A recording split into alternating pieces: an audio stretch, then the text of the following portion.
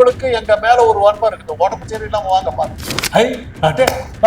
பாதிக்கப்பட்டா என்ன? பாதிக்கப்பட்டு குற்றம் செஞ்சுட்டு செத்து போயிருக்கான் சார். மெர்சல் படம் வந்த போது நான் சொன்னேன் நடவடிக்கை எடுக்கணும், விட்டாங்க. அதனுடைய விளைவுதான் இன்னைக்கு கத்தில குத்தலூர் அவர் ரசிகரா இருக்கலாம். எங்களை எவ்வளவு கேவலப்படுத்தணும். நாங்க என்ன பண்ணணும் தெரியுமா? அதுக்கு நடிகர் பாக்கியராஜ் தலைமையில கூட்டிட்டு வந்து மன்னிப்பு கேட்கணும். இல்ல அனிதா மரணத்துக்கு அவர் சென்றது உங்களுக்கு தெரியாது. யாருக்கு தெரியும் சொல்லுங்க பாக்கலாம். எத்தனை ஊடகங்கள் இருக்கு, எத்தனை ஊடகங்கள் ஆதாரத்தை காட்டுறாங்க.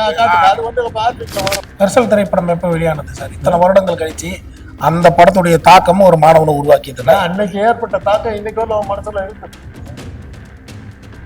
இதுதான் வன்மம். ஆமா, வன்மம் தான். கடல் எல்லாம் வத்தி போச்சுன்னா அதுல இருக்கிற மீனெல்லாம் கருவாடாயிடும். அந்த கருவாடானதும் நிறைய சாப்பிடலாம் சொல்லிட்டு பட்னியா கிடந்ததான் போக்கு. இந்த பழமொழியை போய் விஜய்கிட்ட ஏற்கனவே இந்த கருத்து முரண்பாடுகள் ஏற்படும், கொள்கை முரண்பாடு ஏற்படும் என்பது எதிர்பார்த்த ஒன்றுதான். இப்போ சீமான் அவர்கள் மிகப்பெரிய வன்மத்தை கக்கி கொண்டிருக்கிறார் விஜய் மீது அப்படின்ற ஒரு விமர்சனம் இருக்கு. இதை நீங்க எப்படி பாக்குறீங்க? ஒரு அரசியல் விமர்சகராகவும் எப்படி பாக்குறீங்க? அரசியல்லையும் சரி சினிமாவிலையும் சரி முக்கியமான ஒரு விஷயம் என்ன தெரியுமா? தினசரி செய்திகள்ல அடிபட்டு உங்களை பத்தி செய்திகள் வந்துகிட்டே இருக்கணும். அப்பதான் நீங்க சினிமாவிலையும் அரசியலையும் இருக்க முடியும். இந்த 10 நாள் நீங்க காணாம போட்டீங்கன்னா நீங்க அவ்வளவுதான், மறந்துடுவாங்க. அதனாலதான் இந்த மாதிரி அரசியல்வாதிகள் சரி சினிமாக்காரர்கள் ஏதாவது ஒரு சென்சேஷன் ஒன்று கிரியேட் பண்ணி செய்திகள்ல இருந்துகிட்டே இருப்பாங்க. இந்த விஜயனுடைய வருகையில சீமான் கொஞ்சம் அடிபட்டுட்டாருங்கிறது நல்லா தெரியும். அதனுடைய விளைவு தான் செய்திகள்ல அடிபட்டுக்கிட்டே இருக்கிறதுக்காக தான் இஷ்டத்துக்கு பேசுறாரு. கெட்ட கெட்ட வார்த்தைகள்லாம் பேசுறாரு. அன்பார்லிமெண்ட்ரி வேர்ட்ஸ், சொல்லக்கூடாத வார்த்தைகள்லாம் உபயோகப்படுத்துறாரு. அப்பதான் செய்தி வரும். லாரியில் அடிபட்டு செத்துருன்றது மிகப்பெரிய வன்மமான வார்த்தையா பார்க்க. அதுதான் அப்பதானே செய்தி வரும். நீங்க அவர் வந்து சாத்விகமா பேசிக்கிட்டாரு விஜய் அவர்களே இப்படி எல்லாம், அது செய்தி கிடையாது. உங்களுக்கே தெரியும், செய்தியாளர்கள் உங்களுக்கே தெரியும். நாய் வந்து மனுஷனை கடிச்சா செய்தி கிடையாது, மனுஷன் நாயை கடிச்சாதான் செய்தி. இன்னைக்கு அதுதான், அதைத்தான் சீமான் பண்ணிட்டு இருக்காரு. கெட்ட கெட்ட வார்த்தையில பத்தி இப்படி பேசணும் சரியா? டெய்லி ஆள் மாத்தி ஆள் கேட்கறீங்க. செய்தியில வந்துகிட்டு இருக்காரு. விஜய் வந்து ஒரு மாநாட்டை தொடங்கி வச்சுட்டு போயிட்டாரு. அதுக்கப்புறம் அவர் எங்க போனார்னு யாருக்கு தெரியல. ஏதோ ஒரு இந்த மாதிரி சீமான் வந்து அவருக்கு விளம்பரம் கொடுத்துக்கிட்டே இருக்காரு. அப்படி பார்க்கும்போது அவங்க 2 பேத்துக்கு மத்தியில ஏதோ ஒரு உறவு இருக்கிறதா எனக்கு ஒரு சந்தேகம். ஏன்னா விஜய் வந்து யாருக்கும் செய்தியாளர்கள் சந்திக்கல, எதையும் பண்ணல, ஒரு கூட்டம் நடத்துற, எதையும் பண்ண ஒரு இவங்க அவங்க செயலாளர்கள் கூட்டம் நேரமா ஒன்று போட்டார் போட்டு அதை பத்தி கூட வந்து பத்திரிகையாளர்களை சந்திச்சு வழக்கமெல்லாம் ஒண்ணு கொடுத்தா அவர் பாட்டுக்கு போயிட்டார். பெரிய அளவுல நீங்க விமர்சனங்களை பொதுவெளியில வைக்க வேண்டாம், பெரிய வன்மத்தை கக்க வேண்டாம்னு தாவேக தொண்டர்களுக்கு விஜய் அவர்கள் வந்து அறிக்கை தான் கொடுத்துக்கிட்டு இருக்காரு. அரசியல் தலைவர்கள் அறிக்கை கொடுத்துட்டு தான் நடக்காதுங்க. முன்னாடி வரணும், வெளியில வந்து நிக்கணும், மக்களோட மக்களா நிக்கணும். எவ்வளவோ பிரச்சனைகள் மக்களோட மக்களா நின்று இருக்காரு. தூத்துக்குடி துப்பாக்கி சூடு சம்பவத்துல அனிதா மரணத்துல நின்று இருக்காரு. அதற்கு முன்பு தூத்துக்குடியில அந்த வெள்ள அபாயம் ஏற்பட்டபோது அங்க போய் மக்களோட சந்திச்சிருக்காரு, நின்று இருக்காருங்களா. ஆரம்ப கட்டத்துல இருந்து பாக்குறேன். உக்ரைன் போர்ல கூட அவர் உக்ரைன் போருக்கு அவர் போக வேண்டிய அவசியம் இருக்காதுன்னு நினைக்கிறேன். போறீங்களா? அதுக்காக இல்ல இருந்ததாக சொல்றேன், இது மறக்க முடியாத காணொலி இருக்கு. துப்பாக்கி சூட்டத்த போது விஜய் போனாரு. எங்க சார் விஜய் போனாரு? ஆமா, அங்க இருக்கக்கூடிய மக்களுக்கு வந்து ஆறுதல் தெரிவிச்சாரு. உங்களுக்கு மாத்த சொல்லிருப்பாரு, ஆறுதல் இருக்கு. அத சொல்ல போய் ரஜினிகாந்த் நடந்த நிகழ்ச்சிக்கு அப்புறம் எந்த பையன் ரஜினிகாந்த் அவர்களுடைய வாதத்துக்கு வரல. விஜய் அவர்கள் அனிதா மரணத்துல விஜய் அவர்கள் என்ன பண்ணாரு? அனிதா மரணத்துக்கு போன அந்த குடும்பத்துக்கு இரவோடு இரவாக சென்று ஒரு ஆறுதலோட இரவு. அது என்ன ராத்திரியோட ராத்திரியா? இரவுல அந்த அப்பதான் ஒரு மிகப்பெரிய ஒரு ஸ்டார். அவர் போனது ஒரே ஒரு இடம் தான், கள்ளக்குறிச்சி விசாராயத்துக்கு தான் போனார். அதான் தவிர வேற எதுக்குமே ஆதாரம் கிடையாது. ஆதாரம் கிடையாது. ஆதாரம் இருக்கு சார். அனிதா வீட்டுல போய் அவருக்கு வந்து உட்காந்து அவருடைய அண்ணனை பார்த்தா அவர்களுடைய இருக்கு, போட்டோஸ் இருக்கு. ஆதாரம் கூட தாங்க இது கொடுத்தேன்னு சொல்லிட்டு போட்டோ மாஸ்க்ல போட்டுக்கலாங்க. அன்னைக்கு போட்டோ மாஸ்க் ஒரு வீடியோ வந்து ஃபுல்லாவே மார்க்கிங் பண்ண முடியாது. ஏன் பண்ண முடியாது? நீங்க ஒரு டெக்னாலஜி டெக்னீஷியன், உங்களுக்கு தெரியாதா? விஜய் மீது உங்களுக்கு மிகப்பெரிய ஒரு வன்மம் இருக்க மாதிரி தெரியுது. ஏன்னா அவர் செய்யக்கூடிய ஒரு நன்மைகள் போய் நம்ம பெரிய அளவுல விமர்சிக்கிறோம். எதற்காக வன்மம்? அப்புறம் விட்டுருக்கு, அவ்வளவுதான். எனக்கு அவர் மேல வன்மம், அதனால அப்படி பேசுறேன், விட்டுருக்கு, அவ்வளவு பேட்டர்ன்.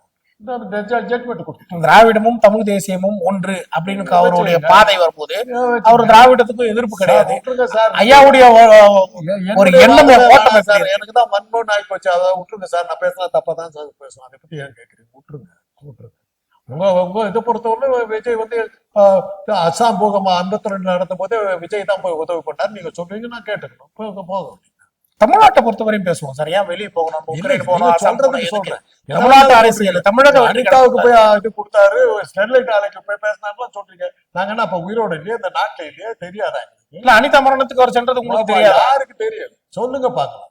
என்ன சார் இவ்வளவு பெரிய ஊடகங்கள் இருக்கு, ஊடகங்கள் செய்தியை வெளியிட்டு இருக்கு, அதன் மீது உங்களுக்கு நம்பிக்கை இல்லையா? காட்டுங்க பாக்கலாம் அவர் போனதுக்கு. எத்தனை ஊடகங்கள் இருக்கு, எத்தனை ஊடகங்கள் காட்டணும் உங்களுக்கு? இப்ப நான் ஆதாரத்தை காட்டுறேன். அது வந்து மார்பிங்ல வரும். மாஃபிங் எல்லா ஊடகம் எல்லாமே உங்களுக்கு வரும். அது அவருக்கான ஊடகங்கள் இன்னைக்கு வருதுங்க, அதெல்லாம் செய்தி. அன்னைக்கு வரலீங்க. அன்னைக்கு அனிதாவை பார்த்து இவர் ஒன்றும் சொல்லவே இல்லைங்க. அன்னைக்கு இவருடைய அறிக்கை எதுவும் வரலீங்க. இன்னைக்கு வருது, இப்போ வருது. கட்சி ஆரம்பிச்சு வருது, விட்டுறீங்க, விட்டு ஆட்டிக்கிட்டு போறீங்க. 8 லட்சம் தொண்டர்கள் வந்து குவிந்து ஒரு பெரிய மாநாடு, பெரிய சக்சஸ்ஃபுல் மாநாடு, பேசுறீங்க. பலர் வந்து வரவேற்கிற மாநாடு. 8 லட்சமா கூடிச்சு. 8 லட்சம் வந்து 2 கோடிங்க. 8 லட்சம் சார், 2 கோடி. 2 கோடி தொண்டர்கள் சார், 2 கோடி தொண்டர்கள். என்ன சார் நீ நேத்து சொல்றாங்க 2 கோடி தொண்டர்கள். முடிஞ்சு போச்சு. தமிழ்நாட்டினுடைய ஜனத்தொகை 6 கோடி. அது 2 கோடி பேர் விஜயனுடைய ஆதரவு தொண்டர்கள்.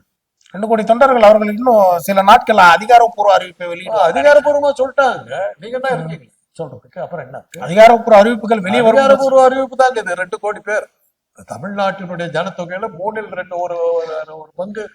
ஆனா ஒண்ணு மட்டும் தெளிவா தெரியுது சார், விஜய் அவர்களுடைய அரசியல் என்று வெளிப்பட்டதோ அப்பவே அவருக்கு எதிர்வினையாக பேசக்கூடியவர்களும் கட்சிக்காரர்களும் எதிர் திசையில் பயணிக்கக்கூடியவர்களுக்கும் மிகப்பெரிய ஆட்டத்தை கொடுத்துட்டாருன்றதை பார்க்கலாம். இப்ப அதனால எனக்கு என்ன லாபம்? உங்களுக்கு என்ன லாபம்ன்றதை நான் நினைக்கல. இப்ப நீங்க சொல்றத பார்த்தா ஏதோ மிகப்பெரிய ஆட்டம் இருக்கு. ஏன்னா பெரிய விமர்சனங்கள் என்ன சொல்லிட்டு இருக்கிறீங்க? ஒரு மாநாட்டுக்கே இருக்குன்னா அப்ப அதுக்கு என்ன பேச விடாம அடிச்சீங்க. உங்க உங்க உங்க இதை சொல்றேன், என்ன பேச விடாம அடிச்சுங்க. நான் கொஞ்சம் சத்தம் போட்டு கொஞ்சம் அடங்குனீங்க. அதுக்கப்புறம் அந்த பாதிக்கப்பட்ட நோயாளி சம்பந்தமாவே பேசிக்கிட்டு வந்தீங்க. நோயாளி சம்பந்தம் கிடையாது, அப்புறம் நிச்சயமாக கிடையாது. நான் இந்த வீடியோ முழுசா நீங்க பார்க்கலாம். நான் ஆதரவு வந்து பொது வெளியில பொதுவாக நான் பேசக்கூடிய ஆரம்பிச்ச உடனே உங்களுக்கே அவர் மீது வன்மம்னு ஆரம்பிச்சீங்க. ஆக உடனே ஒரு ஜட்மெண்ட்ல தான் ஆரம்பிக்கிறீங்க. எனக்கு வன்மம் என்பது விஜய் எதுக்கு பேசக்கூடிய பயணத்துல தெரியுது. படம் எடுத்து விட்டாருன்னா நல்லா இருந்ததுன்னா பார்க்க போறேன், இல்லாட்டி கூட எனக்கு என்னவோ தோணுது, மெர்சல் திரைப்படம் வந்து டாக்டர்களுக்கு விரோதமாக விஜய் அவர்கள் வந்து அந்த படத்துல காட்டப்பட்டதுனால ஒருவேளை உங்களுக்குள்ள ஒரு மன வருத்தங்கள் இன்ன வரைக்கும் அதை அப்படியே பயணிச்சு கொண்டிருக்கான்னு தெரியும். அவர் புத்தி கேட்டதை அவர் காட்டினாங்க. டாக்டர்களாக நாங்கள் தான் பொய்க்க எடுத்தோம், வெக்கம் கட்டு உட்காந்தோம். அதுக்கு என்ன பண்றது? ஆரம்ப கட்டத்துல எந்த விமர்சனமும் வைக்கல சார். இது மாத்திரம் இல்லை, விஜய்க்கு முன்னாடி விஜயகாந்த் ஒரு படத்துல எடுத்தார், ரஜினி ரமணா படத்துல. ஆமா, பணத்தை வச்சு பொழைக்கிறோம். அப்பவே நான் இல்லையா, அவரை நாங்க உண்மை சம்பவங்கள் பல இருக்குன்றதெல்லாம் பல வெளிச்சங்கள் வெளியே வந்திருக்கு. ஆமாங்க, எத்தனை டாக்டர் இந்த மாதிரி பொழைச்சோம். இப்ப நீங்க சூழ்நிலை குற்றச்சாட்டு அதே தான். டாக்டர் எல்லாம் பணத்தை வச்சு பொழைக்கிறவங்க ஜட்ஜ்மெண்ட் கொடுத்துட்டீங்க. ஜட்ஜ்மெண்ட் கொடுக்கல, ஒரு திரைப்படமே சாட்சியாக அமைஞ்சிருக்கு.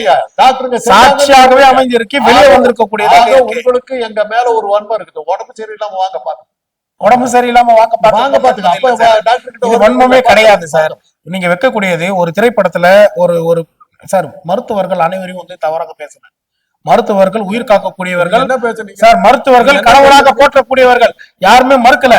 ஆனா நான் சொல்லக்கூடிய கடவுளாக போற்ற இல்ல உங்களுக்கு வந்து ஒரு பெரிய முரண்கள் தெரியுது. ஏன்னா ஒரு மருத்துவன் சார் ஒரு பாடியை வச்சு ஒரு பிணத்தை வைத்து பணத்தை பிடுங்குகிறாங்க. அந்த அரசியலை வெளிப்படுத்த பேசுறேன்னு வந்தனா இவ்வளவு மோசமான ஆளுகிட்ட ஏங்க பேட்டி எடுக்கிறீங்க? தயவு செய்து இல்ல சார், ஒரு பிணத்தை வைத்து அரசியல் செய்கிறார்கள் ஒரு முடிவு எடுத்துட்டீங்க, அப்புறம் ஏன் என்கிட்ட பேசிக்கிட்டு இருக்கீங்க? சார், ரமணா திரைப்படம் பொய்ன்றது வந்து அதை திரைப்படமாக பார்க்கலாம். ஆனா அது மாதிரியான நிறைய செய்திகள் எல்லாம் கூட நம்ம நிறைய பார்த்திருக்கோம். அதுக்குன்னு எல்லா மருத்துவர்களும் நாங்க தவறாக சொல்லல. மருத்துவர்கள் கடவுளாக போற்றக்கூடியவர்கள். குதிச்சவனே வரல சார். ஆரம்ப கட்டத்துல இருந்து என்னுடைய வாதங்களை எடுத்து பாருங்க, நீங்களே பார்க்கலாம். நான் இப்ப கூட உங்களுக்கு தெளிவாக போட்டு காட்டுறேன். ஆரம்பத்துல இருந்து நான் வைக்கக்கூடியது மருத்துவர்களுக்கு எதிரான வாதங்களே கிடையாது. நன்மை செய்பவர்கள் அதிகமாக இருக்காங்க சார். அப்படிப்பட்ட மருத்துவமனைகள் இருக்கிறதா என்பதுதான் ஒரு கேள்வி. ஏன்னா இத்தனை வருட மருத்துவ வாழ்க்கையில நீங்க எவ்வளவு பார்த்திருப்பீங்க, எவ்வளவு பழகி இருப்பீங்க, உங்களுக்குள்ள இருக்கக்கூடிய தாக்கம் இருக்குல்ல.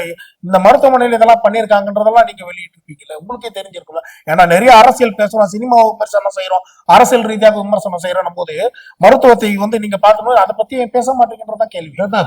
உங்களை போல நிறைய எல்லா நெறியாளர்களும் என்கிட்ட பேசியிருக்காங்க. உங்களை பார்த்துட்டு உங்களை மாதிரி தான் எல்லா நெறியாளரும் முடிவு எடுத்துக்கிறதா எடுத்துக்க கூடாது. இல்ல அது மாதிரி தான். அந்த மருத்துவத்துக்கும் இதுக்கும் சம்பந்தம் இல்லை. அது மாதிரி தான். ஒரு டாக்டர் பண்ணதை வச்சு ஹைலைட் பண்ணி ஒரு சினிமாவில போட்டா எத்தனாயிரம் பேர் பார்த்தாங்க அந்த படத்தை. அவ்வளவு பேருக்கு அதுல அது எரிச்சல் வந்துருந்தது. எங்களை எவ்வளவு கேவலப்படுத்தினாங்க. நாங்க என்ன பண்ணோம் தெரியுமா? அதுக்கு நடிகர் பாக்யராஜ் தலைமையில அந்த ரமணா படத்தினுடைய கதை வசன கர்த்தாவை கூட்டிட்டு வந்து மன்னிப்பு கேட்க வச்சு. மன்னிப்பு கேட்க வச்ச உடனே நான் சொன்னேன், இதை வந்து செய்தி ஆக்கணும். இல்லாட்டி போனது அப்படியே மற்ற டாக்டர் வேணாம் மன்னிப்பு கேட்டாரு விட்டுருங்க. அன்னைக்கு அந்த மன்னிப்பு கேட்க வச்சிருந்தாக்க இந்த மாதிரி அடுத்த படம் இந்த மெர்சல் படம் வந்திருக்கு. மெர்சல் படம் வந்த போது நான் சொன்னேன் நடவடிக்கை எடுக்கணும் விட்டாங்க. அதனுடைய விளைவுதான் அந்த படத்தை பார்த்து தான் அவருக்கு 2 கோடி ரசிகர்கள் இருக்காங்க. இந்த இன்னைக்கு கத்தில குத்தலூர் அவர் ரசிகரா இருக்கலாம். அந்த படத்தை பார்த்துட்டு வந்த கோவம் தான் இந்த டாக்டருக்கு இப்படி அயோக்கியன்னு சொல்லி அந்த குத்தத்துக்கு காரணமா இருந்தா அந்த படமா இருக்குன்னு சொன்னாக்க இல்லைன்னு சொல்றீங்களா நீங்க? ஒரு திரைப்படத்துடைய பிரதிபலிப்பு இருக்கதான் செய்யும், ஒரு திரைப்படத்துடைய இது இருக்கதான் செய்யும்.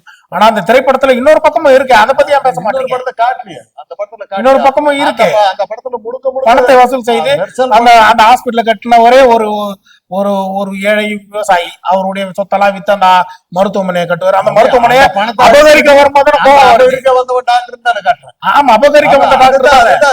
அப்படிதான் பாக்கணும் திரைப்படம். அதுதான் நிக்குது, அதுதான் நிக்குது, அதுதான் நிக்குது. அதனுடைய விளைவுதான் இந்த கொலைக்கு இந்த மாதிரி குத்தவரத்துக்கு வந்ததுக்கு காரணம். அந்த அந்த யாரோ ஒருத்தர் பெரிய படிப்பாளி படிச்சவர் சொல்றீங்க. அந்த கொலை பண்றதுக்கு வந்தவர்கள் கொலை பண்ற காட்சிகள் விஜய்யுடைய திரைப்படத்துல மட்டும்தான் வருதா? அந்த படம் வந்து விக்ரம்னு ஒரு திரைப்படம் வந்தது. கமலஹாசன் உலக நாயகன் என்று போற்றக்கூடியவர். அவருடைய திரைப்படம் முழுக்கவே அந்த பாத்தீங்கன்னா அந்த சண்டை காட்சிகள் இருக்கக்கூடியதாக தான் இருக்கும். லோகேஷ் கனகராஜ் அதோட இயக்குனர். அது மாதிரியான திரைப்படங்கள் அது மட்டும் எடுத்துக்காட்டு கிடையாது. நிறைய திரைப்படங்கள் தமிழ் திரைப்படங்கள்ல கொலை பண்ணக்கூடிய அளவுல காட்சிகள் இருக்கு. அதுக்கு நீ எல்லாருமே திரும்ப கத்தியை எடுத்து கொடுத்திடுறாங்களா? அதுக்கும் இதுக்கும் சம்பந்தம் இருக்கா? குத்துறத மாதிரி தான் காட்டுவாங்க. அதுக்காக வில்லனு தோன்றதெல்லாம் இது பேசுறதுக்கு அதுக்கு என்னங்க சம்பந்தம் இருக்கு? இல்ல நீங்க அந்த அந்த படத்தோடைய தாக்கம் தான் அந்த மாணவனை உருவாக்கியது, கொலை செய்ய உருவாக்கியது அப்படின்ற வாதம் இருக்குல்ல சார், அதுக்கு சொல்றேன் நான். அது மாதிரி நிறைய படங்கள் இருக்கு. அந்த படம் எல்லாம் வந்து நிறைய பேர் கத்துக்கிட்டு வழிவகை செய்திடுமா? கரெக்டா பேசிட்டீங்க, ரைட் விட்டுருங்க. அவ்வளவுதான், அவ்வளவுதான். விஜய் படத்தினால ஒண்ணா விஜய் படத்தை எவன் பார்த்தேன்? ஒருத்தனுமே பார்த்தே இருக்க மாட்டேன். ஃபெயிலியர் இல்ல மெர்சல் படம் யாருமே பார்க்க. ஒரு பக்கம் கேட்டாக்க 2 கோடி பேர் இருக்காங்க, இன்னொரு பக்கம் பார்த்தாக்கா அவர் படத்தை எவன் பார்த்தாட்டுறீங்க? நீங்க தான். நான் சொல்லல, நீங்களே சொன்னீங்க 6 படத்துல 2 கோடி தொண்டர்கள். அவருடைய பேச்சினுடைய தாக்கமே ஒண்ணுமே இல்லைங்கிற மாதிரி சொல்றீங்க. அப்போ அவர் எடுத்த படம் யாரும் அந்த ரசிகர்கள் முட்டா பார்த்துட்டு சீப்பாடா அப்படின்ட்டு போயிட்டாங்க. அந்த படத்தை சொல்லுங்க. மெர்சல் திரைப்படம் எப்ப வெளியானது சார்? இத்தனை வருடங்கள் கழிச்சு அந்த படத்துடைய தாக்கமும் ஒரு மாணவனை உருவாக்கியதுன்னா அன்னைக்கு ஏற்பட்ட தாக்கம் இன்னைக்கு அவன் மனசுல இருக்கு. இதுதான் வன்மம். ஆமா, வன்மம் தான் அவனுடைய மனசுல இருக்கிற வன்மம். இப்ப உங்களுக்கு என் மேல இருக்கிற வன்மம். என் மேல உங்களுக்கு எந்த வன்மமும் இல்லைன்னு நினைக்கிறேன். உங்க மேல எனக்கு எந்த வன்மமும் கிடையாது. நிச்சயமாக நீங்க சொல்லக்கூடிய வருதுல வன்மம் வந்ததுல இருந்து என்ன பேச விடாம அடிச்சுங்க. நான் திருப்பி சொல்றேன். அதுக்கப்புறம் வந்து எப்படி போறீங்க அப்படி போறீங்கன்னு சொல்லி நோயாளிக்கு நீங்க மருத்துவரை சார்ந்து பேசுறீங்க, நான் பொதுவாக பேசுகிறேன். அவ்வளவுதான் நீங்க பேசுறீங்க. வித்தியாசம் இந்த காணொலி முழுசா நீங்க போட்டு பாத்தீங்கன்னா பேசல. இப்போ உங்களுடைய நீங்க வந்து ஆம்ஸ்ட்ராங் சப்போர்டர்ங்கிறது தெரியும். ஆம்ஸ்ட்ராங் சப்போர்ட்டர் கிடையாது சார். இப்போ வந்து தமிழ்நாட்டுல நான் ஒரு கொலையை மட்டும் தான் எடுத்துக்காட்டாக சொன்னேன். ஒரு மாநில தலைவர் நடு ரோட்ல வெட்டி கொலை செய்யப்படுறாருன்னா அது எவ்வளவு பெரிய அளவுல சட்டம் ஒழுங்கு சீர்குலைந்து இருக்குன்றது எடுத்துக்காட்டு தானே. அது தமிழ்நாடு முழுக்க பல இடத்துல எடுத்துக்காட்டுகள் இருக்கதானே செய்யுது. அது விமர்சனம் தானே. கொலையும் கள்ளக்குறிச்சி ஒரு மாணவன் கத்தி எடுத்துட்டு போயிட்டு குத்துறானா அது சட்டம் சரியில்லை தானே. சொல்லுங்க ஐயா, அனுமதிக்கிறீங்களா? ஆனா சொல்லுங்க. வன்மத்தோடு நான் பேசுறேன். வன்மத்தை காட்ட போறேன். கேட்டு ஆம்ஸ்ட்ராங் கொலைக்கு பிறகு உடனடியாக நடந்தது கள்ளச்சாராய சாவு கள்ளக்குறிச்சி. அதுக்கப்புறம் தான் விக்கிரவாண்டி தேர்தல் நடந்தது. கருத்து கணிப்புல போட்டாங்க இந்த சம்பவங்கள் எந்த வகையிலும் மக்களை பாதிக்கவில்லை போட்டாங்க. இதுவும் இல்லைன்றீங்களா? இதுவும் இல்லைன்றீங்களா? இதுக்கு என்ன ஆதாரம் கேட்குறீங்களா? அதுக்கப்புறம் யார் ஜெயிச்சாங்க? கள்ளச்சாராய விவகாரத்துல 20 லட்சம் ரூபாய் வந்து அந்த பாதிக்கப்பட்ட மக்களுக்கு வந்து கொடுக்குறாரு. பாதிக்கப்பட்ட அரசாங்கம் வந்து அது பாதிக்கப்பட்டவர்கள் அரசாங்கம் தான் கொடுக்குது. அரசாங்கம் கொடுத்து விஜய் கொடுத்தாரு. விஜய் ஏன் கொடுக்கணும்? கேள்விதானே சார். விஜய் எதுக்கு சார்? அவ்வளவுதான். விஜய் அரசியல் ஆட்சியாளர். சார் ஏன் சார் கொடுக்கணும்? அவர் ஏன் சார் கொடுக்கணும்? அவர் குற்றம் சாட்டிட்டு போலாமே ஒளி அவர் ஏன் சார்? சார் எதிர்க்கலாம், தவறு செய்தால் சுட்டி காட்டலாம். அரசியல் தலைவர்களுக்கு அதுதான் வேலை, நிச்சயம் அதுதான் செய்ய வேண்டும். நீங்க சொல்றதுன்னா அரசியல் ஆட்சியாளர்கள் கண்டிக்க வேண்டிய இடத்துல நம்ம சரி. நான் ஒரு கேள்வி கேட்கிறேன் சார். எத்தனையோ வீட்டுல வந்து நிறைய பிரச்சனைகள் இருக்கு, மாணவர்கள் வேலை இல்லாம சுத்திட்டு இருக்காங்க, நிறைய விமர்சனங்களை பார்த்திருப்போம். சாராயம் குடிச்சு செத்துட்டா 20 லட்சம் ரூபாய் கொடுக்குறாங்கன்றாங்க. ஒரு அரசு அதிகாரிகள் வேலையில இருந்து ரிட்டையர்ட் ஆனவங்களுக்கு அந்த அளவுக்கு பணம் கிடைக்கிறது இல்லை அப்படின்ற விமர்சனங்கள் இருக்கு. அப்ப சாராயம் குச்சி செத்துட்டா 20 லட்சம் கிடைக்கும்னா அது தப்பு. இதுக்கு விஜய் வந்து ஆதரவு தெரிவிப்பான்னு நினைக்கிறீங்களா? 20 லட்சம் கொடுத்ததுக்கு ஆதரவு தெரிவிக்கணும், நான் ஒரு 20 லட்சம் கொடுக்கணும்ன்றது, விஜய் 20 லட்சம் கொடுக்கணும்ன்றது. சரி, இப்ப நான் பண்றேன் சொன்னா நீங்க ஏத்துப்பீங்களா? இல்ல, ஏத்துக்க மாட்டேன். அத நான் ஆதரிச்சு பேசுறேன். என்னுடைய வாதங்களை கேட்டுதான் அரசாங்கம் நடக்கிற அளவுக்கு நான் முட்டாள் இல்லை. மக்கள்ல ஒருத்தர் நான் சொன்னேன், இப்ப இந்த மாதிரி தப்பு பண்ணவனுக்கு கொடுத்தா என்ன இருக்கும், எப்படி 20 லட்சம் ரூபாய் எப்படி கொடுக்கலாங்கிறதா என்னுடைய கேள்வி. அந்த இடத்துல இப்ப என்னத்துக்கு விஜய் போய் ஆறுதல் சொன்னாரு? தப்பு பண்ணி செத்து போனா இல்ல, இவர் என்னத்துக்கு ஆறுதல் சொல்ல போனாரு? அவன் பண்ணது தப்பு அப்படின்னு கண்டிச்சு அறிக்கை விட்டுருக்கலாம் இல்ல, ஏன் விடல? சார், பாதிக்கப்பட்ட மக்களுக்கு ஆறுதல் பண்பாடு. இப்படி நான் பேசினா வந்தோம். அதான் பண்பாடு. பாதிக்கப்பட்ட குற்றம் செஞ்சுட்டு செத்து போயிருக்கான் சார், அவனுக்கு அது பண்பாடா? அப்போ அதேதான். அந்த ஒருவர் தவறு செஞ்சது அந்த குடும்பம் என்ன செய்யும்? கள்ளச்சாராயத்துல குடிச்ச ஒருவர் வந்து செய்த தவறுக்கு அந்த குடும்பம் என்ன செய்யும்? அவர் செய்த தவறுக்கு அந்த குடும்பம் என்ன, எந்த அளவுல பாதிப்புல இருக்கும்? அவர்களுக்கு தான் ஆதரவு தெரிவிச்சிருக்காரு. Very good. அதனாலதான் 20 லட்சம் ரூபாய் கொடுத்தாங்க. யாரு? அந்த ஒருத்தர் பண்ண தப்புக்கு அந்த குடும்பம் அனாதையா நிக்குது, அதுக்காக தான் அந்த 20 லட்சம். அதுக்காக 20 லட்சம் கொடுத்தீங்க. அந்த 20 லட்சம் வந்து ஏன் வந்து ராணுவ வீரர்கள் உயிர் இழக்கும் போது அவங்க கொடுக்கல? ராணுவ வீரர்கள் நாட்டுக்காக போரிட்டு உயிர் இழக்கிறாங்களே, அப்ப ஏன் அவர்களுக்கு இப்ப ஏன் கொடுக்கல? அந்த மாதிரியான ராணுவத்துல போகும்போது சாவரன் தான் போறான். ஆமா, செத்துட்ட பிறகு உயிர் தியாகம் பண்ணி நாட்டுக்காக அவங்களுக்கு அவரதான் நீங்க பாக்கணும்.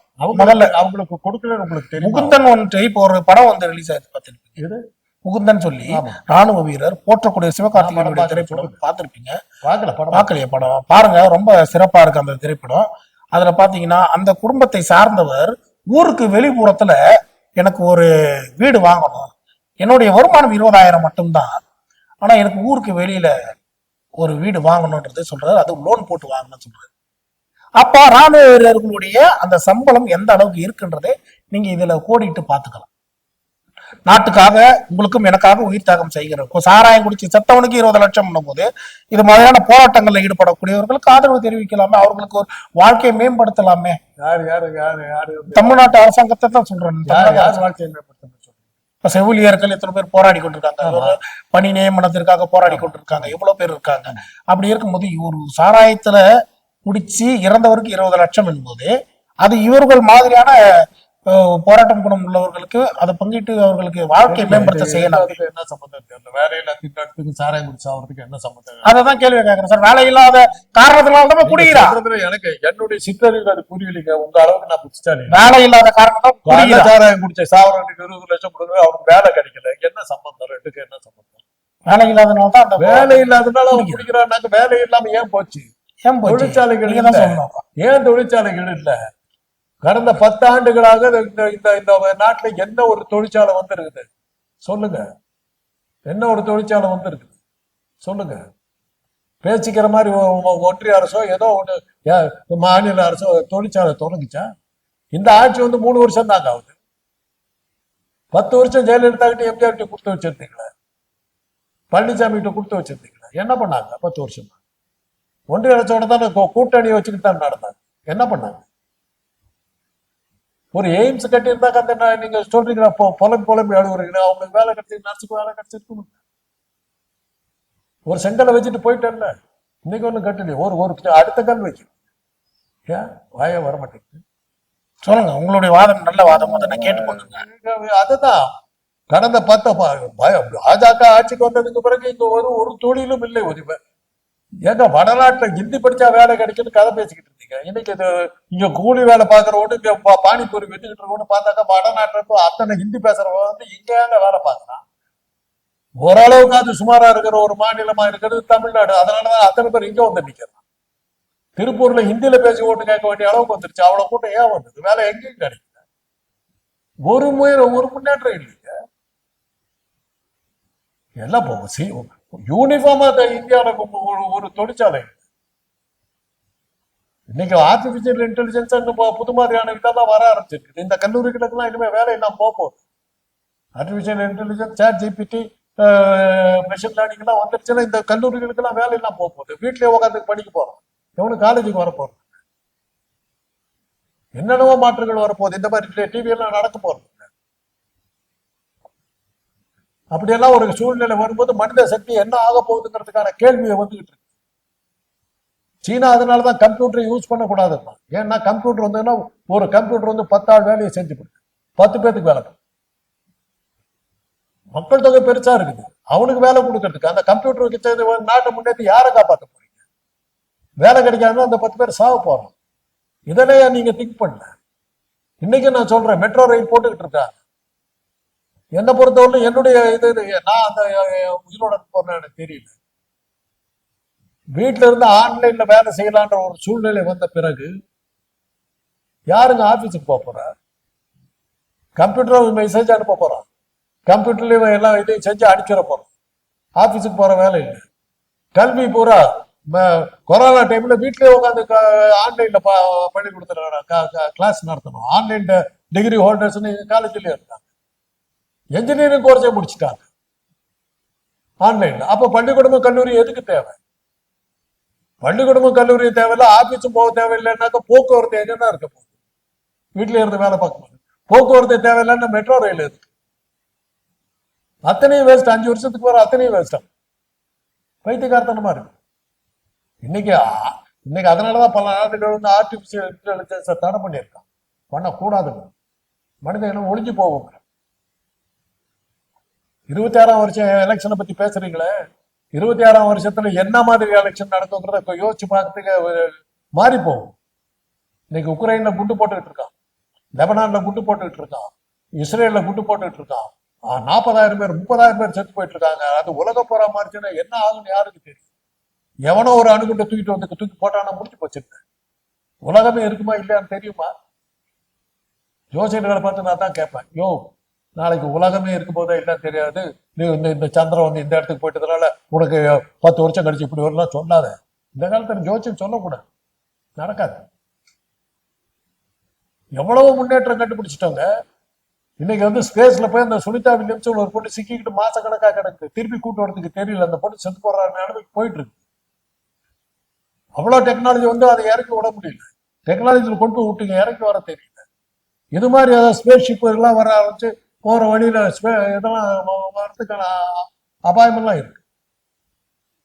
2000 ஸ்பேஸ் ஓடிசி 2001 ஒரு படம் எடுத்தாங்க. 65ஆம் வருஷம் வந்த படம், 1965. மனிதர்கள் வந்து சந்திர மண்டலத்துக்கும் வியாழ கிரகத்துக்கும் செவ்வாய் கிரகத்துக்கும் பிளேன்ல போற மாதிரி போயிட்டு இருப்பாங்கன்னு காட்டுறாங்க. 65ஆம் வருஷம் எடுத்த.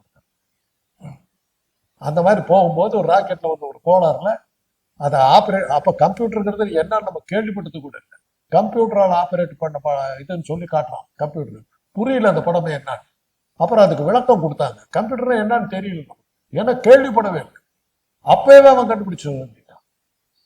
அது மாத்திரம் சொல்லல, கம்ப்யூட்டர் சுயமா திங்க் பண்ண ஆரம்பிச்சிருந்தா ஜாக்கிரதை. அதுதான் டெர்மினேட்டர் படம். அதான் தமிழ்ல எந்திரன் போட்டு கொலை பண்ணி எடுத்து போட்டாங்க. அந்த இதையே ஒழிச்சு விட்டாங்க.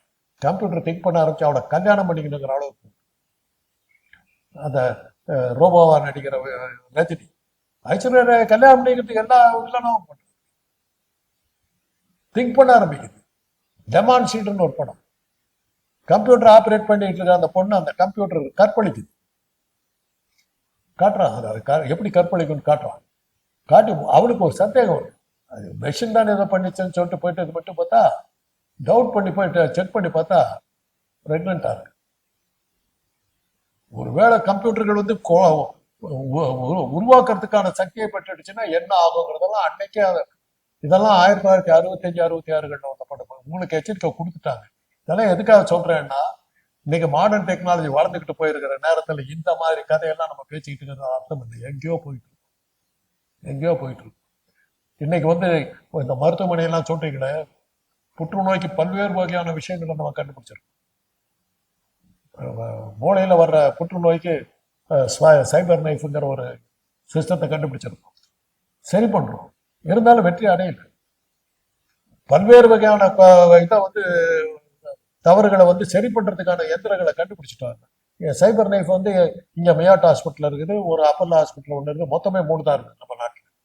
ரொம்ப காஸ்ட்லி. நீங்களும் நான் நினைச்சு பார்க்க முடியாது. அம்மானிக்கு அதானிக்கு வந்தாக்கா அவங்க சொத்தை வித்து தான் அந்த வைத்தியம் பண்ணி. ஆனா அதுலயே என்ன சொல்றாங்கன்னா இவ்வளவு தான் முடியும். இதெல்லாம் நம்ம வந்து ஓவர் கம் பண்ணிக்கிட்டே வர்றோம். எவ்வளவோ நோய்கள். காலராங்கிறது இப்ப நீங்க கேள்விப்பட்டிருக்க மாட்டீங்க. நாங்க சின்ன பசங்களா இருக்கும்போது நான் சேலத்துக்காரன் சொல்லுவாங்க, நாங்க வந்து இந்த பக்கம் இருந்துட்டு இருக்கோம், டேய் செவப்பட்ட பக்கம் போகாத, ஏன்னா அங்க கால்ரா வந்துருச்சு. கால்ரா வந்துட்டு உளுந்து சாவாங்க. வாந்தியான வாந்தியும் பேதியான பேதியாவும் ஒரே நாள் செத்து போடுவாங்க. அதனாலதான் தண்டையார்பேட்டையில் இருக்கிற தொற்று நோய் ஆஸ்பத்திரி பேர் கால்ரா ஆஸ்பத்திரி பேர். இன்னைக்கு கால்ரா இல்லை, மருந்துகள் கொடுத்து ஒழிச்சு கட்டிட்டோம். போலியோ கிடையாது, ஒழிச்சாச்சு. பிறகு குறைபாடோட பிறக்கிற குழந்தைகள் நிறுத்தியாச்சு. ஏன்னா ஆன்டிநேட்டல் செக்கப் வந்து கட்டாயப்படுத்தி பல்வேறு மல்டிபர்பஸ் ஹெல்த் ஒர்க்கர்ஸ் வச்சு நிறைய மருந்துகளை கொடுத்து இன்னைக்கு வந்து குஷ்டரோகிகளை நீங்க எங்கேயும் பாக்குறது. நீங்க பாக்கணும்னு நினைச்சா ரத்த கடை படத்தை வாங்கி தான் பாக்கணும். அதனாலதான் அந்த நோயாளி அவர் வருவார். எங்க காலத்துல ரயில்வே ஸ்டேஷன் பூரா அவங்க தான் உட்காந்துருப்பாங்க. எங்க பார்த்தாலும் தொழில்நோயாளி உட்காந்துட்டு பிச்சை எடுத்துட்டு இருப்பாங்க. இன்னைக்கு பூரா ஒழிச்சாச்சு. டைஃபாய்டுங்கிற நோயை நாங்க டயக்னோஸ் பண்றதே இல்லை. வேண்டாம், ஏன்னா இந்த மருந்துகள் கொடுத்தா அது சரியா போகுது. அந்த அளவுக்கு நாங்க எங்கேயோ போயிட்டோம். ஒரு டாக்டர் செய்யறது வந்து இப்ப என்னுடைய மருத்துவம், என்னுடைய சின்ன ஒரு எக்ஸ்பீரியன்ஸ் நான் நிறைய பேர்த்து சொல்லிட்டேன். என்னுடைய நோயாளி ஒருத்தர், நான் பயிற்சி மருத்துவராக இருக்கும்போது என்னுடைய நோயாளி மஸ்தானையான்னு பேர். அவருக்கு வந்து அப்போ வந்து டயாலிசிஸ் மிஷின்லாம் கிடையாது, 2 சிலிண்டரும் பழுதாயிடுச்சு. அவருக்கு நான் தான் இப்போ லாசிக்ஸ்ங்கிற மருந்தை வந்து ஒரு இதில் போட்டு 100 cc லாசிக்ஸ், அது வந்து 2 cc இருக்கிற ஆம்பியரில் தான் வரும். ஒவ்வொன்றா உடச்சி ரொப்பி அதை அவருக்கு அதெல்லாம் உடச்சி இது பண்ணுறதுக்கு 50 ஆம்பியர் உடச்சி இது பண்ணுறதுக்கு எல்லாத்துக்கும் 1 மணி நேரம் ஆகும். 1 மணி நேரம் அதை வந்து ஏற்றி அவர் கையில் ஏற்றி விட்டோன்னா அது இறங்கிறதுக்கு 1/2 மணி நேரம் ஆகும். 1.5 மணி நேரம் அவரோட இது உட்காந்து பேசிக்கிட்டே இருப்பார். தன்னுடைய நீண்ட நாள் பேஷண்ட். எனக்கு போஸ்டிங் முடிஞ்சு போச்சு, அடுத்த போஸ்டிங் நான் போகணும். அவர்கிட்ட போய் சொன்னேன், என்னையோட எனக்கு டியூட்டி முடிஞ்சிருச்சுங்க, நாளையிலேருந்து வேற ஒரு டாக்டர் வருவார், அவர் கண்டினியூ பண்ணுவார் அப்படின்னு. என் கையை இறுக்கி பிடிச்சிக்கிட்டாரு. அப்போ நாளையிலேருந்து ஒன்று பார்க்க முடியாது, இல்லைங்க அடுத்த வார்டுக்கு போகிறேன், இந்த பில்டிங் எல்லாம் பக்கத்து பில்டிங்ல இருக்கிற வார்டுக்கு நான் போறேன், எப்போ கூப்பிட்டாலும் நான் வந்துருந்தீங்க, அதை பத்தி கவலைப்படாதீங்க அப்படின்னு. அப்போ நீ வந்து எனக்கு இனிமேல் அதெல்லாம் கொடுக்க மாட்டியா? நான் அந்த டாக்டர் வருவாரு அப்படின்ட்டு போயிட்டேன். 2 மணிக்கு இப்போ சொல்லிட்டு போயிட்டேன். 8 மணிக்கு எனக்கு ஃபோன் வருது, சார் உடனே கொஞ்சம் வாங்க. வார்டுக்கு போறேன், டியூட்டி டாக்டர் நிற்கிறாரு. என்ன சார் பண்ணீங்க? நிறையா இறந்து போயிட்டார் சார். அப்படியே நின்றுட்டேன். நர்ஸை சொல்றாங்க, நீங்க சொல்லிட்டு போனது இனிமே வரமாட்டாரான்னு சொல்லிக்கிட்டே இருந்தார் சார். அப்படியே ஓடிட்டார். அன்புதான காரணம். என்னன்னா, நான் கொடுக்குற மருந்தை விட நான் அவர்கிட்ட இருந்த அந்யோன்யம் தான் அவரை காப்பாற்று. அதுதான் அன்புதான காரணம். அதுதான் காரணம். அன்னைக்குதான் எனக்கு தெரிஞ்சது. அதுவரை நான் வந்து டாக்டர் தொழில நான் விருப்பம் இல்லாம சேர்ந்தவன், அதுக்கு தகுதியானவனே இல்லைன்னு நினைச்சேன். எங்க குடும்பம் என்ன ஃபோர்ஸ் பண்ணி தான் டாக்டருக்கு சேர்த்து விட்டாங்க. வேண்டாம் இருப்பாங்க. டாக்டருக்கு படிச்சு முடிச்சுட்டு கூட ஏதாவது ஒரு IAS எழுதி அப்படி போயலாங்கிற அந்த மாதிரி எல்லாம் இருந்து இந்த நோயாளி அப்படின்னு போடும்போது தான் என்ன மாதிரியான தொழில். அதே மருந்து தான் அந்த டாக்டர் கொடுக்க போறாரு. அந்த டாக்டர் மேல அவருக்கு வரல, அவன் வந்த அந்த மருந்து தான் கொடுக்க போறான். ஆனா இவன் பண்ணாதான் எனக்கு சரியாகுன்ற நம்பிக்கை. அதுதான் டாக்டர் தொழில். இப்படிப்பட்டவங்களை வந்து மெர்சல் படம் எடுத்து காலி பண்றீங்க, ரமணா படம் எடுத்து காலி பண்றீங்க. தவறு செய்பவர்களை மட்டுமே சுட்டி காட்டுகிறார். எல்லா இடத்துலயுமே தவறு நடக்குதுங்க. அந்த தவறை வந்து குளோரிஃபை பண்றீங்க. அதைத்தான் கேட்கிறோம். நான் படிச்ச போது மருத்துவக் கல்லூரியில படிச்ச மாணவர்கள்லாம் யாருன்னா, அவன் படிச்சுட்டு போய் சம்பாதிச்ச இது பண்ணாதான் அந்த குடும்பத்தையே காப்பாற்ற முடியும். அவன் தான் மருத்துவக் கல்லூரியில படிச்சுட்டு இருந்தான். என்னுடைய ரூம்மேட் 2 பேர் இருந்தாங்க, சித்தன் ஒருத்தர், தேவராஜன் ஒருத்தர். அப்போ இருந்த மருத்துவர்களுக்கு இப்போ இருக்க மருத்துவர்களுக்கு வித்தியாசத்தை சொல்றேன். நான் கொஞ்சம் மத்திய தரத்தை குடும்பத்தை சேர்ந்தவங்க, ஜாலி, இஷ்டத்துக்கு செலவு பண்றது, வந்து சினிமாவுக்கு போறது. இவங்க எல்லாம் படிக்கிறதுக்கு உட்காந்துருவாங்க. காலேஜ்ல இருந்து வந்த உடனே காஃபி குடிச்சுட்டு வந்துட்டு கொஞ்ச நேரம் இப்படி இப்படி பேசிட்டு இருப்பாங்க. உடனே 5-6 மணிக்கு லைட் ஆன் பண்ணிட்டு உட்காந்தாங்கன்னா 8:30 மணி வரலும் படிப்பாங்க. இல்லாட்டி லைப்ரரிக்கு போடுவாங்க, காலேஜ் லைப்ரரியில போய் படிச்சுட்டு 8:30 மணிக்கு வருவாங்க. 8:30 மணிக்கு நேரா மெஸ்ஸுக்கு போய் சாப்பிட்டு வந்தாங்கன்னா ஒரு 9 மணிக்கு வந்தாங்கன்னா 9 ஒரு 9:30 அரட்டை அடிப்பானுங்க. 9:30 மணிக்கு புக் எடுத்து உட்காந்தாங்கன்னா 11 மணி வரைக்கும் படிச்சுட்டு இருப்பாங்க. என்னுடைய 2 ரூம்மேட், நாங்க 3 பேர் ஒரே room. காந்தராஜ் என்ன பண்ணுவான்னா, 5 காலேஜ்ல இருந்து வந்த உடனே ஏதோ ஒரு கேம் ஆடுவான், ட்ரெஸ்அப் பண்ணுவான், மின்ட் பஸ் ஸ்டாண்டுக்கு போவான், பஸ் ஏறுவான், மவுண்ட் ரோட்டில் நடக்கிற எந்த படம் எந்த தியேட்டரு எல்லாம் பார்த்துட்டு சாப்பிட்டு 10:30 மணிக்கு ஆனந்தமா வருவார், இழுத்து போட்டு தூங்கிடுவார். ஏன்னா என்ன நம்பி எங்க குடும்பம் இல்லை, செலவு பண்றதுக்கு அப்பா இருக்காரு. அப்பதான் கேட்டேன், ஏன்டா இப்படி உயிரோடு படிச்சுக்கிட்டு இருக்கீங்க? அவர் தேவராஜ் சொன்னார், ஏப்பா கஷ்டப்பட்டு எங்களை படிக்க வைக்கிறாங்க, ஹாஸ்டல் ஃபீஸ் எல்லாம் கடன் வாங்கி தான் கட்டுறாங்க, ஸ்காலர்ஷிப்ல படிக்கிறது. நான் படிச்சு முடிச்சாதான் அவங்க வாங்கின கடனை கட்ட முடியும், குடும்பம் என்ன நம்பி இருக்குது, கொடுத்து வச்சேன் பாரு. அப்படி இருந்ததுங்க காலேஜ். ஒரு 10-15 பேர் தான் எங்களாட்ட இருந்தோம், மற்றவங்க எல்லாம் 95% அந்த மாதிரி ஆட்கள். இன்னைக்கு என்னுடைய பேரன் படிக்கிறான், போஸ்ட் கிராஜுவேட் படிக்கிறான், அண்டர் கிராஜுவேட் படிக்கிறதுக்கு 1 கோடி ரூபாய் செலவாச்சு, போஸ்ட் கிராஜுவேட்டுக்கு 1 கோடி ரூபாய், 2 கோடி ரூபாய். நான் அண்ணம்மா கிட்ட சொன்னேன், என் அண்ணன் பேரன் தான், இந்த 2 கோடியை நீ வட்டி கொடுத்துருந்தா மாசம் ரூபாய் 4 லட்சம் ரூபாய் வட்டி வந்துருக்கான, அதுக்கு மேலே அவன் சம்பாதிச்சிட்டு போறான். இன்னைக்கு வந்து மருத்துவ கல்லூரிகள் வந்து உங்களுக்கு என் பையன் வந்து +2 வந்து ஃபெயில் ஆயிட்டான். என் மனைவி வந்து கண்ணா பின்னான்னு சத்தப்பட்டாங்க, படிக்க நாசமா அது இதுன்னு அம்மாவுக்கு விடுத்தானுக்கும் அப்படிலாம் காட்டிட்டு இருந்தாங்க. நான் ஒண்ணுமே சொல்லலை. அவனுக்கு ஒரு மாதிரி இதா இருந்தது, என்னப்பா நீ ஒண்ணுமே சொல்ல மாட்டேங்க, இதை விட நல்ல செய்தி எனக்கு ஒண்ணுமே இல்லைடா, என்னப்பா ஃபெயில் ஆகிட்டு வந்துருக்கு, நீ பாட்டுக்கு பாஸ் பண்ணி நல்ல மார்க்கோட வாங்கிட்டு வந்துருந்து என்ஜினியரிங் காலேஜில் சேர்த்து மெடிக்கல் காலேஜில் சேர்த்துன்னா நான் எங்கடா போகிறது காசுக்கு?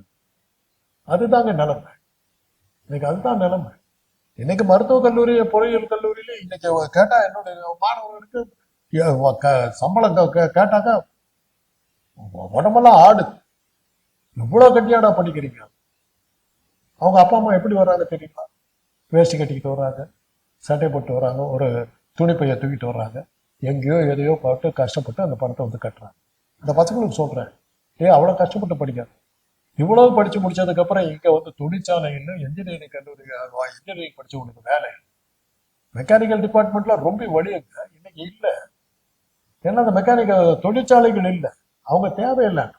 சிவில் டிபார்ட்மெண்ட், ரியல் எஸ்டேட் விழுந்து போச்சு, ஒரு மாணவர் சேர்ந்து. சிவில் டிபார்ட்மெண்ட் தான் 2 தான், சிவில் மெக்கானிக்கல் தான் எங்களுக்கு வருமானம் வர்ற துறைகள். இன்னைக்கு அது இல்லை. 50 ஆண்டுகளாக மாறி மாறி திராவிட கட்சிகள் தான் ஆண்டிருக்கு. அப்படின்னும் போது நமக்கு பெரிய விமர்சனம், இப்போ வேலை இல்லை, திண்டாட்டங்கள் அதிகமாக இருக்கும்போது தமிழ்நாட்டை பொறுத்த அளவுலயே நம்ம திராவிட கட்சிகள் மீது பெரிய விமர்சனங்கள் உங்களுக்குள்ளே இருக்கா சார்? அந்த மருத்துவ ரீதியாக, இப்போ மாணவர் ரீதியாக இவ்வளவு அக்கறை எடுத்து திராவிட கட்சிகள் சொல்லிட்டீங்க. இப்போ திருப்பூர்ல இருக்கவே இங்க வந்து வேலைக்கு வச்சாங்க. எங்க இருந்து?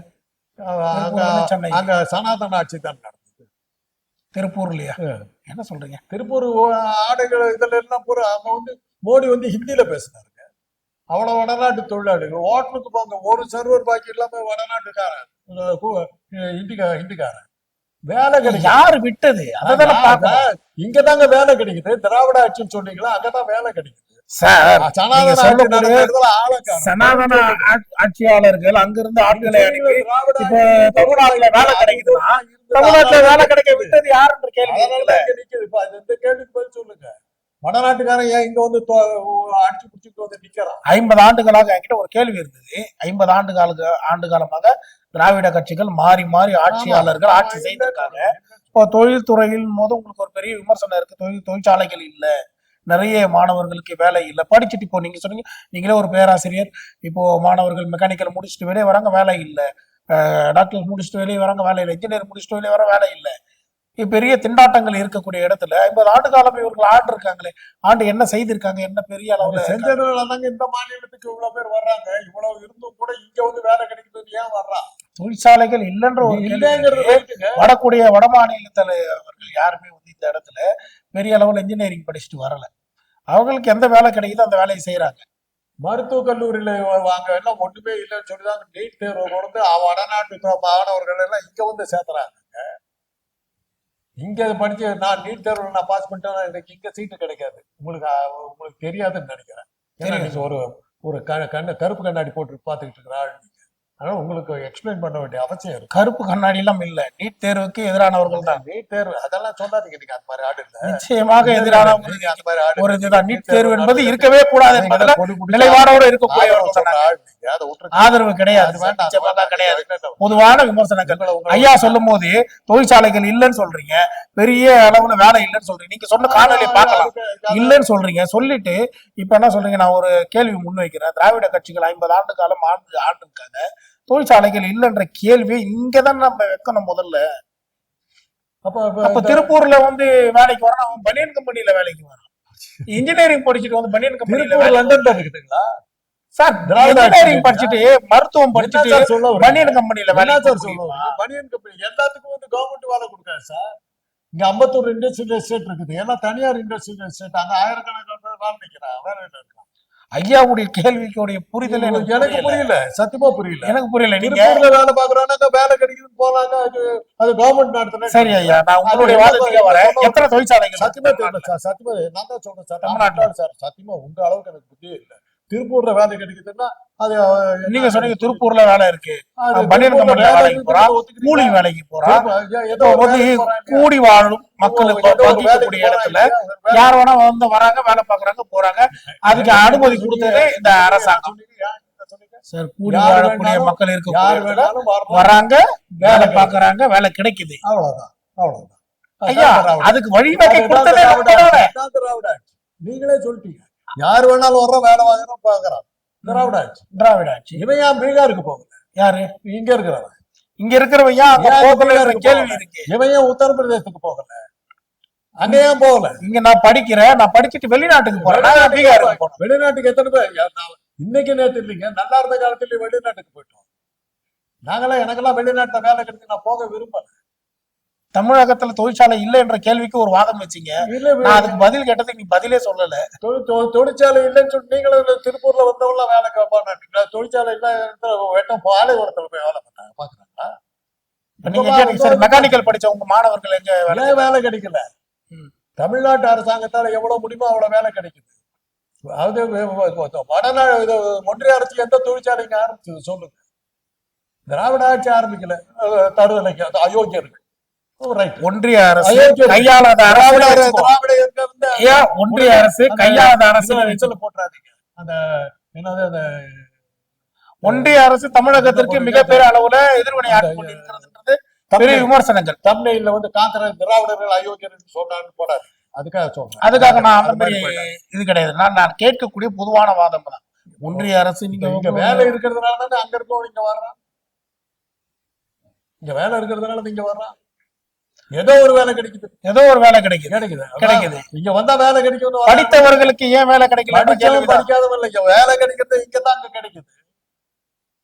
ஸ்விக்கிலயாவது வேலை கிடைக்குது, ஜொமேட்டோலயாவது வேலை கிடைக்குது. அது கூட அங்க இல்லையே. நான் அங்க இருக்கா இல்லை என்ற வாதத்துக்கு வரல. ஐயா சொன்ன வாதம் ஆரம்ப கட்டத்துல திராவிடத்துல தானே வேலை கிடைச்சது. அவ்வளவுதான். திராவிட கட்சிகள் 50 ஆண்டுகள் வேலை கிடைச்சது. விமர்சனம் ஒண்ணு இருக்கு, படித்த மாணவர்களுக்கு வேலை இல்லை என்ற கேள்வி இருக்கு. இதுக்கு நான் கேட்கும் போது ஒன்றிய அரசு இங்க தொழிற்சாலைகளை துவங்கவில்லை, இந்த இடத்துல பெரிய அளவுல இல்லை அப்படின்றதெல்லாம் உங்களுடைய விமர்சனமாக இருக்கு. இப்போ நானே வைக்கிறேன் பெரிய விமர்சனங்கள். இப்போ இணைப்புப்பட்டி தொழிற்சாலைகள் முழுவதுமாகவே வந்து தனியாருக்கு தாரவாக்கப்பட்டது. இப்போ தேசிய சொத்துக்கள் தனியாருக்கு தாரவாக்கப்பட்டது. இதெல்லாம் இருக்கு. நான் பெரிய விமர்சனங்கள் இருக்கு, நானே வைக்கிறேன், முன்பு வைக்கிறேன், இந்த விமர்சனங்கள் வைக்கிறேன். ஆனா அதே நேரத்துல தமிழ்நாட்டுல 50 ஆண்டுகள் மாறி மாறி ஆட்சியாளர்கள் என்ன செஞ்சிருக்காங்கன்றதுதான் உங்களுடைய கேள்விக்கு தான் உங்களுடைய பதில். பேச விடுறீங்களா? பேசட்டுமா? வடநாட்டுக்காரர் பூரா இங்க வந்து வேலைக்கு வர்றான். இங்க வேலை இல்லைன்னா வருவானா? 50 ஆண்டுகளாக இருந்த திராவிட ஆட்சியில வேலை கிடைக்குதுங்கிறதால இங்க வந்துட்டு இருக்கான். உங்க கேள்வியில நீங்களே பதில் சொல்றீங்க. இங்க படித்தவர்களுக்கு என்ன வேலை கிடைக்கும்? படிச்சவங்க வெளிநாட்டுக்கு போறாங்க, இங்க படிச்சவங்களுக்கு வேலை கிடைக்குது. நான் சொன்ன ரவுண்டுக்கு வந்துட்டீங்க. இப்போ தமிழர்கள் வெளிநாட்டுக்கு தான் வேலை, வெளிநாட்டுக்கும் போறான். வெளிநாட்டுலயும் வேலை கிடைக்கிற அளவுக்கு இங்க தயார்படுத்தணும். இங்க வேலை மாத்திரம் இல்ல, வெளிநாட்டுக்கு போனாலும் வேலை கிடைக்கிற அளவுக்கு அவங்கள தயார்படுத்தி இருக்கிறோம். எந்த சனாதன ஆட்சியில இருந்தவங்க வெளிநாட்டுல வேலை பார்க்கணும், சொல்லுங்க பார்க்கலாம். ஏங்க அவ்வளவு என்னங்க உங்க ஆட்சியிலேயே சொல்றாங்க? நிதி அமைச்சரா தமிழ்நாட்டை சேர்ந்த ஒரு ஏர்போர்ட் பொம்பளை தான் போட்டிருக்க. வெளியுறவுத்துறை அமைச்சரா வந்து தமிழ்நாட்டு ஐயரை தான் போட்டிருக்க. ஏன் உங்க உங்க படிப்புல மூளை இல்லைங்கிறதுனால எங்க ஊர்ல படிச்சவங்கள போட்டிருக்க. திராவிட ஆட்சியில நான் படிச்சவங்க சனாதனத்துக்கு ஆதரவான ஆளு அந்த அவ்வளவுதான் மாதிரியான point, ஆள் அவ்வளவுதான். கிடையாது. உங்களுக்கு நிதி நீங்க அமைச்சரும் பேசக்கூடிய வாதத்துல வெளியுறவுத்துறை அமைச்சரும் மிக நீங்க கேட்கக்கூடிய முக்கியமான கேள்விக்கு உட்கேள்விதான் நான் வைத்திருந்தேன் தவிர அதாவது நீங்க அதை அப்படியே திருப்பி சனாதனத்துக்கு எதிராக நான் அது மாதிரியான ஒரு ஆதரவாளர் ஒரு பிம்பத்தை வெளிப்படுத்துறீங்க. அது கிடையவே கிடையாது. வெளிப்படுத்துறேன். இது பிரயோஜனம் இல்லை. அதாவது ஐயாவுடைய ஆரம்ப கட்டத்துல இருந்து பார்க்கும்போது திராவிடத்துக்கு மிகப்பெரிய ஆதரவாளராக தெரிகிறாரு. அது நான் வந்து பாக்குறேன். நான் நிச்சயமா திராவிட திராவிட ஆதரவாளர். ஏன்னா அது தெரியும். அதுல அந்த ஆட்சியில எங்க குடும்பம் பங்கெடுத்து அதனுடைய அப்ப தோல்விகளுக்கு திராவிட ஆதரவாளர் என்பது எங்களுக்குமே பங்கு உண்டு. அப்போ தமிழ் தேசியத்தையும் திராவிடத்தையும் ஆதரிக்கக்கூடிய விஜய்க்கும் உங்களுடைய ஆதரவு இருக்கும்னு நினைக்கிறேன். ஏன்னா பெரியார் அவர்களுடைய கொள்கையை முன்னெடுத்திருக்காரு. பெரியாருடைய கொள்கையை தான் எடுத்துக்கிட்டாரு. பெரியாருடைய கொள்கை கடவுள் மறுப்பு கொள்கையை தவிர மற்ற எல்லா கொள்கையும் அவர் வேற என்ன கொள்கை முன்னெடுத்திருக்காரு. எடுத்துக்கிட்டாரு? பெரியாருடைய அந்த எல்லா கொள்கையும் முன்னெடுத்திருக்கு. எல்லா கொள்கைன்னு சொல்லாதீங்க. கடவுள் மறுப்பு கொள்கை முடியாதுட்டாரு, முடிஞ்சு போச்சு. சாதி வேறுபாடுகளை எல்லாம் பத்தி பேச மாட்டாரு. சாதி மத வேறுபாடுகள் இன்றி எல்லாருமே நம்ம ஒண்ணு அப்படின்றத அவர் மேடையில பெரியாருக்கு காவி சாய பூசினார். அவ்வளவுதான் பண்ணாரு. பெரியாருக்கு எப்படி காவி சாயம் இதுல வேற என்ன கடவுள் மறுப்பு வந்து இல்லைன்ட்டாரு. மேல் ஜாதி கீழ் ஜாதி பத்தி பேச மாட்டேன்ட்டாரு. ஒரு இடத்துக்கு கூட வாய் தவறி கூட அமித்ஷாவையோ மோடியை பத்தி வாயை திறக்கல. அது ஊரே யாரும் கேட்டு ஆரம்பிக்கும் போது வேகமா ஆரம்பிச்சார் மறந்தாப்படி. பெரியார் காட்டிய வழியில அண்ணா காட்டிய வழியில பகுத்தறிவு பாதையில ஐயோ நம்ம முதலாளி வேற அது இல்ல அது விட்டுருக்க அப்படின்னு போயிட்டாரு. என்னங்க இப்ப சொன்னாரு? ஒரே வரியில சொன்னாங்க. தமிழக வெற்றி கழகம் என்ற கட்சியை ஆரம்பித்தவுடன் சாதி மத வேறுபாடின்றி எல்லாமும் சமத்துவ பாதையில பயணிக்க வேண்டும் என்பதுதான் விஜய் அவர்களுடைய முதல் அறிக்கையாகவே இருந்தது. நீங்க பார்த்திருப்பீங்கன்னு நினைக்கிறேன். அதே நேரத்தில் அவருடைய மேடை பேச்சு மிகவும் வந்து பெரிய அளவுல பாஜக அரசை எதிர்க்கக்கூடியதாக தான் அமைந்திருந்ததை பார்க்கலாம். அதே நேரத்துல இங்க ஆளக்கூடிய ஆட்சியாளர்கள் மிகப்பெரிய அளவுல திராவிட முன்னேற்ற கழகத்தை விமர்சனம் செய்திருந்தார். குடும்ப கட்சின்ற அளவுக்கு அவர் வந்து விமர்சனங்களை முன்வைத்திருந்தார். சரி, இப்ப நீங்க திராவிடத்தோடைய ஆதரவாளர்னு சொல்லும் போது திராவிடத்தையும் முன்னெடுக்கிறார் அல்லவா விஜய்? வேற என்ன பண்ண முடியும்? 1949 வந்து திராவிட முன்னேற்ற கழகம் ஆரம்பிச்சது. 75 வருஷம் ஆச்சு. இன்னைக்கு வரலாம் அரசியல் செய்யறவங்க திமுக தான் வந்து பேசிக்கிட்டு இருக்காங்க. அவங்க எல்லாம் எங்க போனாங்க? விஜயால எந்த மாற்றமும் வந்துடாது. தெரியாது. ராஜாஜி திமுக முதல்ல எதிரிட்டாரு. 67 அவர் தான் கூட்டணியில் வந்துட்டாரு. காமராஜர் திமுக ஒழிக்காமல் விட மாட்டேன்னாரு. தோக்கடிச்சும் காட்டினாரு. அண்ணாவே தோக்கடிச்சாரு. அதுக்கப்புறம் அவர் காணாம போனார். பெரியார் ராஜா திமுக கொஞ்ச நாள் எடுத்து பேசாம வந்துட்டாரு. நீங்க சொல்ற உங்க சினிமாக்காரர்கள் யாருக்கு ஆரம்பிக்கல? சரத்குமார், பாக்யராஜ், சிவாஜி கணேசன், விஜயகாந்த், டி ராஜேந்திரன். விஜயகாந்த், சரத்குமார் டி ராஜேந்திரன் முழுக்கராவது ஓரளவு கணக்கு எடுத்துக்கிறாங்க. ஒரு தடவை எம்எல்ஏவா எம்பியாவெல்லாம் இருந்தாங்க. மற்றவங்க எல்லாம் என்ன ஆனாங்க? எல்லாம் தான் போயிட்டாங்க. அந்த லிஸ்ட்ல விஜய் வந்திருக்காரு கடைசியா. அதே மாதிரி தான் பாட்டு மக்கள் நல கூட்டணி விஜயகாந்த் வச்ச போது நீங்க கொடுக்காத விளம்பரமா? அதுல சேராத ஆட்கள். திருமாவளவன் போயிட்டாரு, கம்யூனிஸ்டுகள் போயாச்சு, வைகோ போயாச்சு, எல்லாம் சேர்ந்தாச்சு. அழிந்தது திராவிட இயக்கம்னு போட்டீங்க. ஒரு சீட்டு கூட ஜெயிக்கல. அவ்வளவுதான். 2026 எங்களுடைய இலக்குன்னு சொல்லியிருக்காரு விஜய். 26 2026 வரும், 3026 இலக்கு வரும். 26ங்கிறது நம்பர் எப்போ வேணாலும் காத்துக்கிட்டே இருக்கு. கருவாடு திங்க காத்திருந்து கடல் வத்தி மீனெல்லாம் சேர்த்து கருவாடு தின்ன காத்திருந்து குடல் வத்தி சேர்த்தாதான் கொக்கு. கடல்ல இருக்கிற மீன் கடல்லாம் வத்தி போச்சுன்னா அதுல இருக்கிற மீனெல்லாம் கருவாடு ஆயிடும். அந்த கருவாடானதுதான் நிறைய சாப்பிடலாம் சொல்லிட்டு பட்னியா கிடந்ததான் கொக்கு. இந்த பழமொழியை போய் விஜய் கிட்ட சொல்றேன்.